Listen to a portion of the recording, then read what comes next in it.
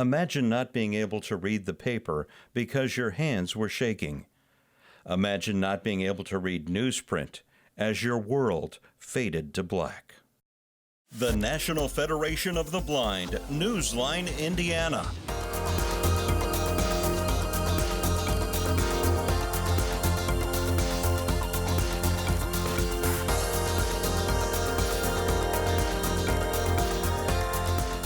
With your host, Lee Martin, and co-host, Florence Myers McSwine.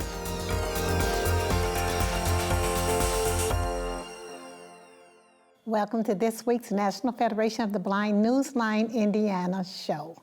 I am your co-host, Florence Myers McSwine, and I'm sitting here with our host, Lee Martin.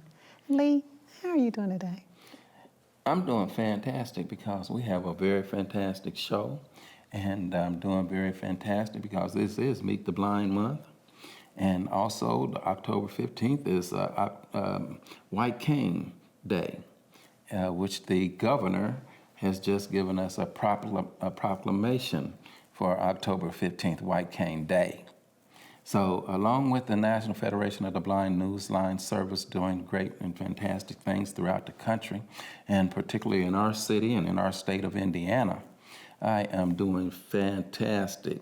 Now, tell me, Florence, the National Federation of the Blind Newsline, oftentimes blind people or people with print challenges, even the deaf-blind, at one point in time had no way of accessing the printed press, the magazines, or anything until 1995 when the National Federation of the Blind came about with this great service. So let's talk a little bit about the service and how it impacts your life. Well, Lee, I'm one of these type of people. I feel that information is, it's awesome. I personally love reading news, not only in local news, but worldwide news. I love reading my magazines and newspapers from everywhere. I love having access to an NFB Newsline. Now, I use my iPhone, Lee, to access my Newsline service, but I know that there's various ways to do that. We can use our landline phone, our computer, Victor Reader Stream, Android, and latest is the Alexa. So we have various ways to access it. That Alexa is a great tool, and we also have the digital talking recorder with the state library, Talking Book and Braille Library Services, and that's supplied free through the National Library Congress for people with disabilities. So we're going to take a short break, and we want you to pay great attention to the commercials and to some of the other segments so that you can get all the information that you need to get, how to access this free service, and how to get in touch with us. So we're going to take a short pause and come back with a guest that I'm sure that'll be very inspirational to many, many listeners and viewers. Stay tuned.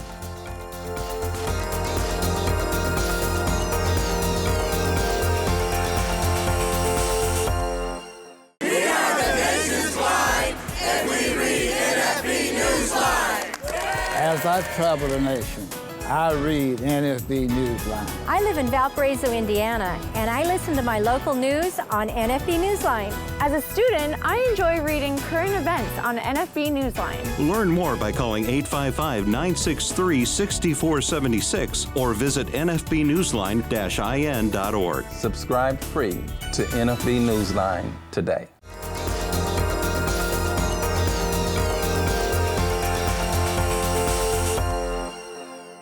Welcome back to this segment of the National Federation of the Blind. And I'd like to introduce our guest today, Mr. Layron Carter, Sr. Layron, welcome to our show. Well, thank you for having me, Sister Florence. I really appreciate it. And Brother Lee as well, amen. Thank you so much. I really appreciate it. Layron, now you, as I see it, are a man with many titles. You're a minister, your husband, yes, your dad, yes, athlete, yes. And did I miss anything? An advocate. All right. Now that is important as well, an advocate. Yes, ma'am. And we had the pleasure of meeting you and signed you up for NFB Newsline. Yes, ma'am. How are you enjoying the service? To sum it up, I'm enlightened. It is exposing me to material that I never thought that I'd actually be able to engage in again. Just last night, I'm looking at going into a program as an entrepreneur to create a vending service, and I was actually able to go on and hear some very interesting articles about some of the new machines coming up out of the Vendors Magazine. It was very easy to get to. It was easy the instructions. I was a little unsure at first, but that made that real easy. And it's also helping me, as I'm also turning the page in life, looking at other job and business ventures, being able to utilize the job search. It's just one thing that there's an abundance of information, as I heard y'all spoke about the different publications.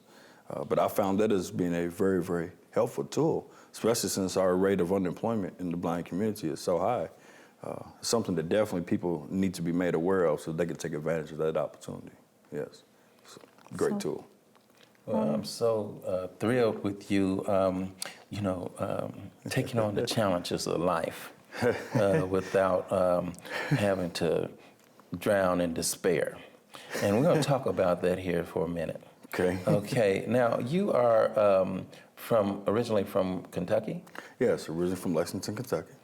Okay, and you moved to Indiana? I came here April the 10th of 2010 to southern Indiana. I had lost my eyesight 15 years ago, and from being an entrepreneur, business owner, et cetera, I wasn't aware of preparing myself for insurance, and so I had to get rid of my assets as far as different businesses that I was trying to get off the ground, even the home that I just worked so hard, my dream home that I worked so hard to buy and get into. And I didn't know what I was going to do with my life. They started talking to me about Social Security and disability, and at 26 years old, I hadn't been working enough for that check to allow me to do anything, not even pay a month's rent. So I told myself no, and I was raised that way. And I got an invitation from a gentleman who I worked for my freshman year in college, and I came over here as a sales consultant at one of the major Ford dealerships, and I had a pretty good, successful career there. Yes. So I'm now a resident of Indiana. That's very interesting. So you, prior to losing your sight, rather. Yes. At age Yes, right. Yes, 26 years old. The old life, yes. Well, you might well say, you done lost a part of your life anyway, because when you lose that sight, it's a great gift. Yeah. And I tell you, it's a powerful gift to have, but when you lose it, I still yearn for me.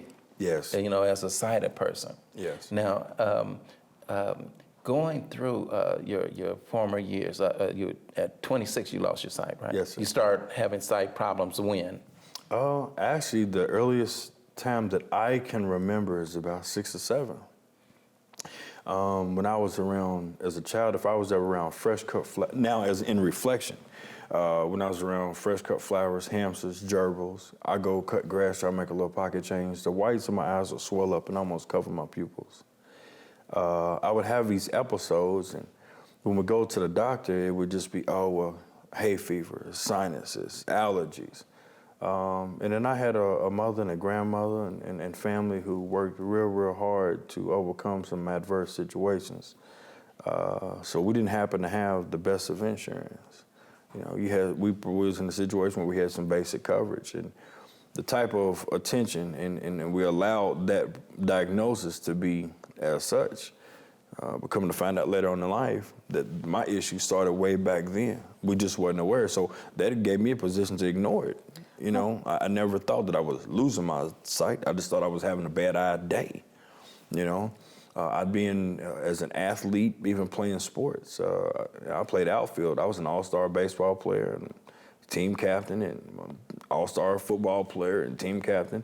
But I never caught a ball outside of the backfield. They had to hand me the ball. I couldn't see it coming, but they didn't really realize that. They just thought I had bad hands. Well, my hands was okay, outside of a fumble or two, but I couldn't see the ball coming. In the outfield, I could just feel the ball come off the bat. I couldn't really explain that, but I didn't really have the opportunity to see, and I just thought everybody else seen things the way I did. I thought I just was making some slight adjustments and that it was just part of it. And come to find out that I'd been living my life with glaucoma and it wasn't being addressed properly. You know, I didn't get the right medical attention at that time to really, to try to head it off, you know. They take you to ask you to pass the eye test. I almost got that chart memorized, Doc. And so you tell a child like me, you know, we're in an underprivileged situation, and our folks press on us for advancement, to do well in school, don't be a statistic, you know. And so I go into an eye test thinking that I have to pass it, you know. So I done memorized eye test, come to find out it didn't do me no good, you know. But I didn't know any better then, you know. I was a child and a teenager. But it hit me when I became an adult. Yeah, because when you're a child, basically you learn to, you do what you have to do, as you said, and some people use the term fake it till you make it, because that's just an adjustment thing that we do. Yes. Now, what would you say, since your diagnosis of glaucoma, has been your biggest challenge with sight loss? I don't know if I was, you know, the flesh part of me wants to say driving, but that's an act. I'd probably have to say my mental status, you know, dealing with depression and social anxiety and life's frustrations. Honestly, moments of being afraid. It's a fear of the unknown. When you wake up, I woke up one day, and I'd had sight issues, but after me just making all of these, you know, small milestones in life, then all of a sudden I wake up one day and it was gone. It's like somebody just flipped a switch. It was, relationship-wise, it was devastating. Social-wise, it was devastating. You know, I'm a leader in the church at a young age and active in the church and in the community at a young age. A young entrepreneur doing several different businesses, you know, TV and radio and concerts and food and even the handyman service, a jack of all trades business, and trying to get United Uplift off the ground, which is a community project. I lost sight of all of those hopes and dreams because I lost my eyesight. Okay. I quit learning how to believe. Oh, you know? Okay, learn how to believe. No, you know, that is so common because you actually were 100% blind, right? You went total. I went totally blind, yes. Okay, and that was at the age of what? 26. 26 years old. Yes, so sir. You woke up and you were totally blind. Yes, sir, November 17th. And I mean, the fear, because I know I was at 48 when I lost my sight. Okay.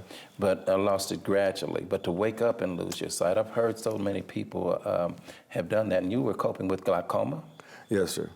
And again, you know, it may have been progressive, but remember the whole time I had been looking at this, it's just that it's allergies. I didn't know, I didn't even know that it was glaucoma was my issue until after I was blind for, they was finding some things that was allowing me even some light perception.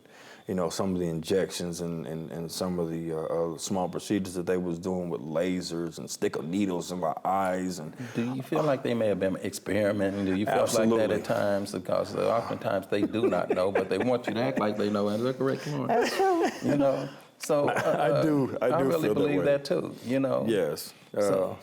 Taking that march of medication, you know. Yeah, medication. They want to medicate you till you, Yes. you know, you can't do anything. Well, you blind. Yes. You know. Oh, and that one don't work. You know, then let's try this one.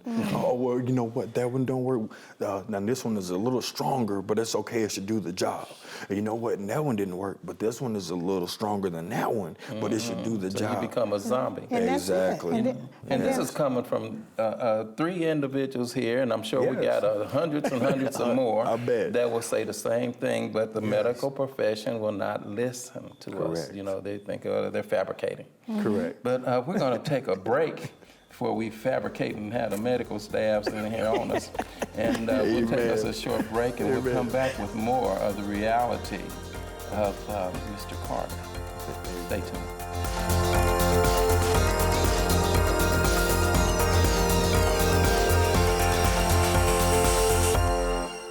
With my failing eyesight, I'm not able to read regular newspapers. and I'm not able to keep up with obituaries. I've been a homemaker all of my life, but since my vision has failed, I wish I could read my favorite magazine. Have you heard of the NFB Newsline? Learn more by calling 855-963-6476 or visit nfbnewsline-in.org. Subscribe free to NFB Newsline today.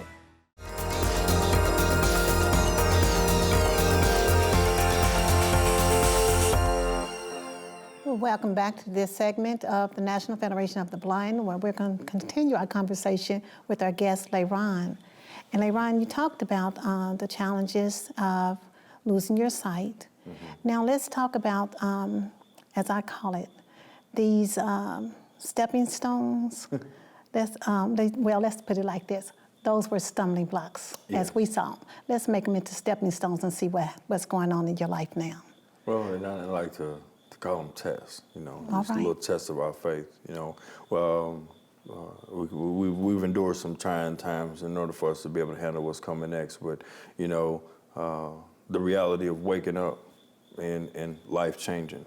We were just talking and how your circle changes because you're afraid yourself, but the whole world around you is afraid of you in a sense, People don't really know how to talk to you. They don't know what you can see and what you can't see. We don't really learn how to take instructions. So when you tell somebody what you do need help with, they may or may not help with the right thing. But when you happen to have someone walk out of your life, I lost a fiance, a child, a home, businesses, my life's plan, all changed. And I'll tell anybody, there are going to be several challenges no matter what. But especially those of us who are blind or sight challenged or deal with even other mental issues and hearing deaf, when your life changes like that, find something good to connect to.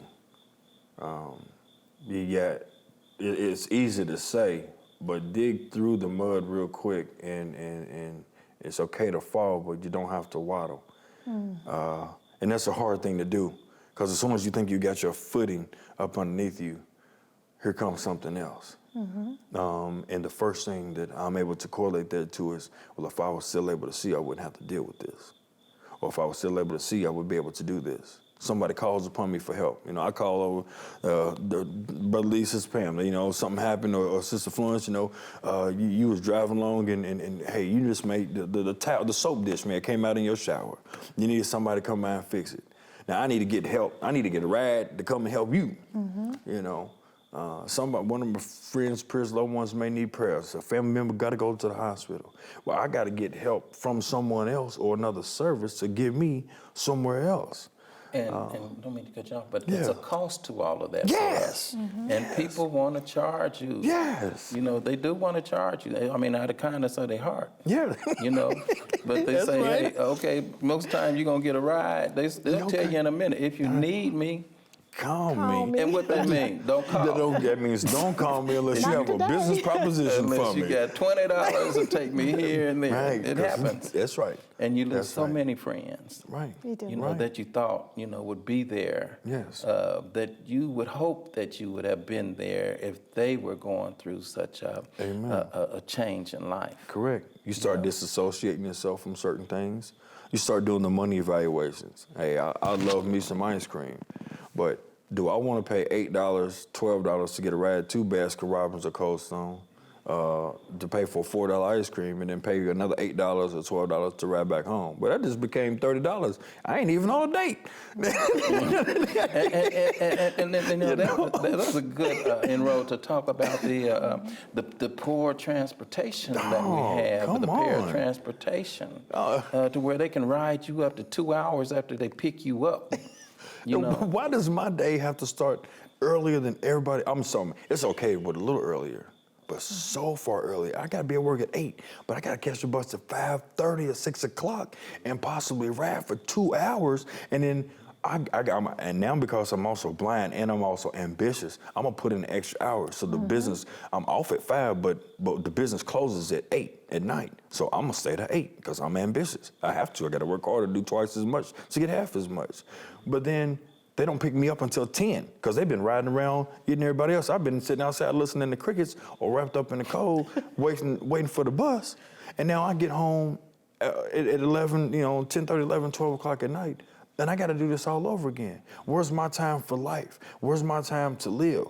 Where's my time to do any type of activities? Only thing I can do is count make this long list of things that I can't do.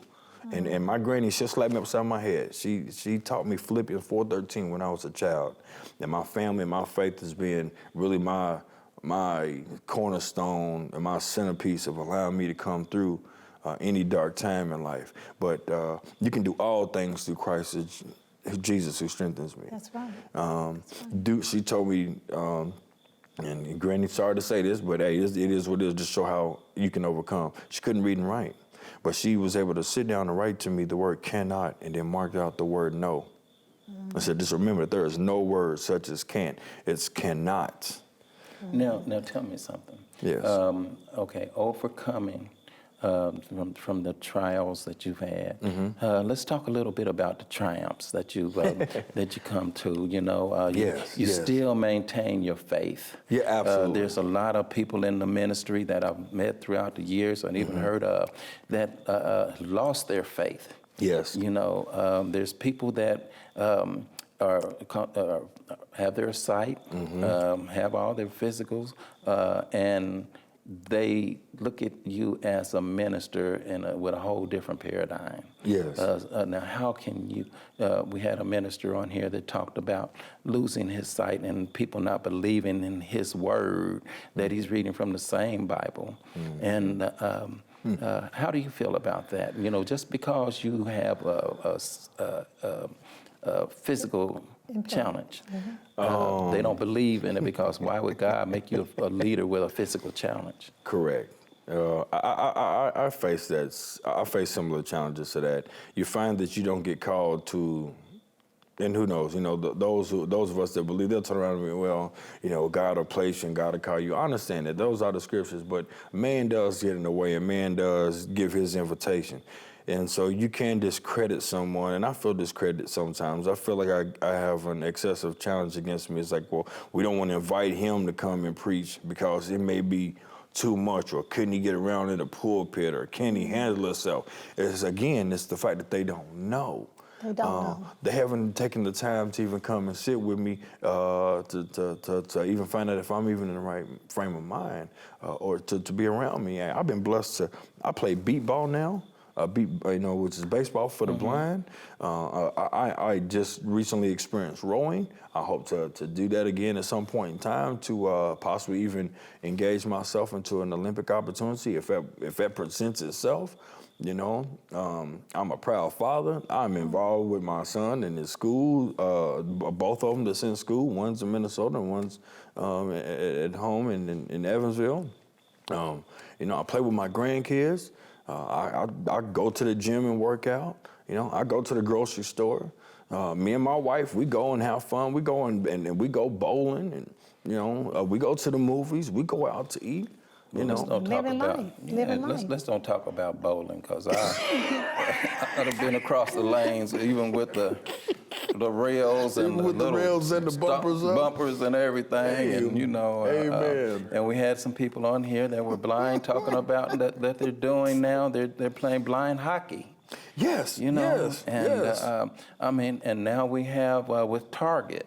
Where youth, our children and our families can interact with one another playing Uno with Braille cards. Not just children now. I like Uno. Well, I had to learn how to play some Uno now. That's right. Yeah, we can sit and play anytime. Anytime. Yep, some Uno. We play Dad. Dad with blind cards. And, and when I beat my sighted friends, they want to tell me I'm cheating because I got the Braille on the cards. That's right. You got eyesight. eyesight. You can see the cards if I hang them too low. You can see what I got. They no different. Can you read this Braille? If you can't, then we good. No problem. You know, we can so place it life, down and play in life the still space. goes on, and we have a number of challenges. Now, you're trying to get into a lot of entrepreneurs, you know, things out here for yourself. Yes. I'm not just going to say just because you're blind, because right. you don't have to be settled or slotted into something that just blind folks, they consider that blind folks can do. That's right. And I still believe that a lot of your challenges that you, things that you wanted to do, you can still do. Yes. You know, just have to adapt and do them a little differently. That's it. Expose yourself. Okay. You know, get out there and get involved. Okay. You know. So we're going to take us a short pause and be right back, because my producer's telling me let's wrap it. Amen. So I didn't know if he's talking about a rap song I had to break off into or not, but I know it's time to wrap and go to this commercial, so we'll be right back.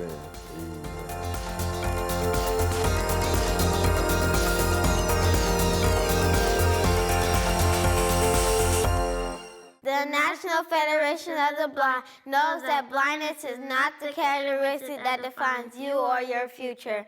Every day we raise the expectations of blind people because low expectations create obstacles between blind people and our dreams. You can live the life you want. Blindness is not what holds you back.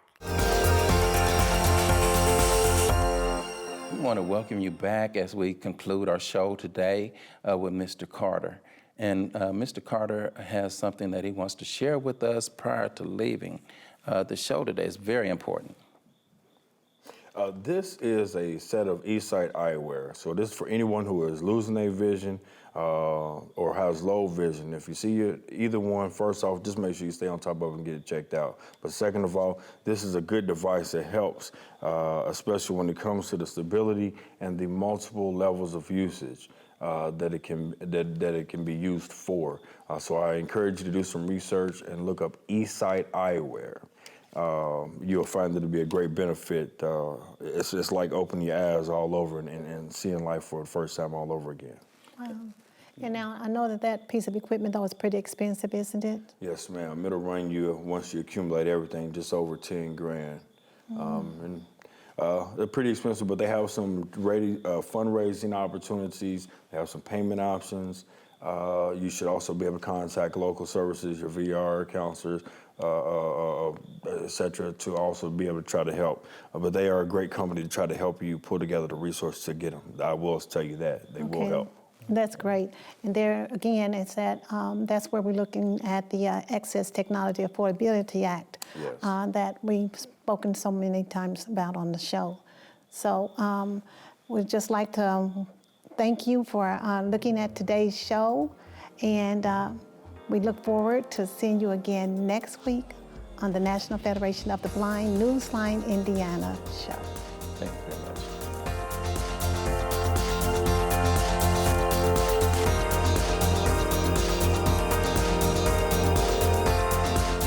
The National Federation of the Blind, Newsline, Indiana. For more information, go to nfb-in.org or call 855-963-6476. That's 855-963-6476. The National Federation of the Blind encourages you to live the life you want.